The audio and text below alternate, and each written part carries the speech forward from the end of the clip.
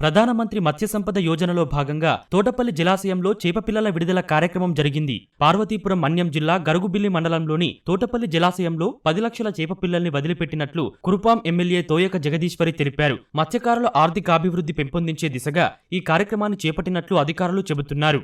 మత్స్యకారుల ఆర్థిక అభివృద్ధి చెందాలని చెప్పి అందులో భాగంగానే డుమ్మంగి చేపపిల్లల కేంద్రంలో 10 లక్షల ఫింగర్లింగ్ చేపపిల్లల్ని పెంచమని చెప్పి ఆదేశించున్నారండి. దానిలో భాగంగానే 40 లక్షల స్పాన్ని మనము తీసుకుని వచ్చి దాన్ని రేర్ చేసామండి.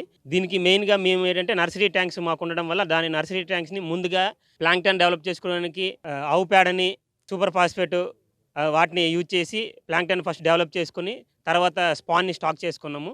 1,00,000 పిల్లలకి సుమారు ఒక 60,000 రూపాయలు వరకు మనకి గవర్నమెంట్ నుంచి ఇచ్చేశారు. ఆ 10 లక్షల పిల్లలు ఏదైతే ఉందో అదంతా ఫ్రీగానే మనం ఇక్కడ ప్రధానమంత్రి మత్స్య సంపద యోజన పథకం కింద మత్స్యకారులు వాళ్ళు ఏంటంటే 40% సబ్సిడీ వాళ్ళకి ఉందండి. ఆ 40% ఏదైతే సబ్సిడీని ఆ సబ్సిడీ భాగంగానే మనం ఇక్కడ విడుదల చేయడం జరిగింది.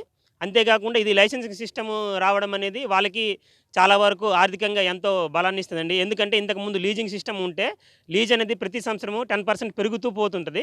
అది వాళ్ళకి ఆర్థికంగా ఇబ్బంది పడుతుంది. ఎందుకంటే కొన్ని సంవత్సరాలు చేపలు పడవచ్చు, కొన్ని సంవత్సరాలు చేపలు పడవచ్చు. అలా కాకుండా లైసెన్స్ సిస్టమ్ అనేది ప్రతి ఒక్కరు ఇండివిజువల్గా ఎవరి మీద ఆధారపడకుండా లైసెన్స్ తీసుకొని తక్కువ రేటుతో సుమారు 200 రూపాయలు ఉంటుందండి. అంటే వాళ్ళు ఉపయోగించే వాళ్ళ మనిషి ఆ 200 రూపాయలు అనేది ప్రతి సంవత్సరం 200 రూపాయలే కట్టుకోవాలి.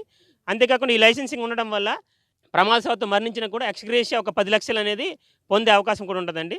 తోటపల్లి రిజర్వాయర్ వద్ద మత్స్యకారులకు అందరికీ ఉపయోగం కలగాలని చెప్పి 10 లక్షలు ఫిష్ సీడ్ని ఇక్కడ వదలడం జరిగింది. డుమ్మంగిలో ముందు పెంచడం జరిగింది. అక్కడి నుండి ఇక్కడికి తీసుకొచ్చి 10 లక్షలు ఫిష్ సీడ్ని ఇక్కడ విడిచిపెట్టడం జరిగింది. దీనిలో భాగంగా మత్స్యకారులందరూ కూడా 200 కుటుంబాలు ఎంతో ఉపయోగంగా ఉండి వాళ్ళందరూ కూడా అభివృద్ధి చెందుతారు.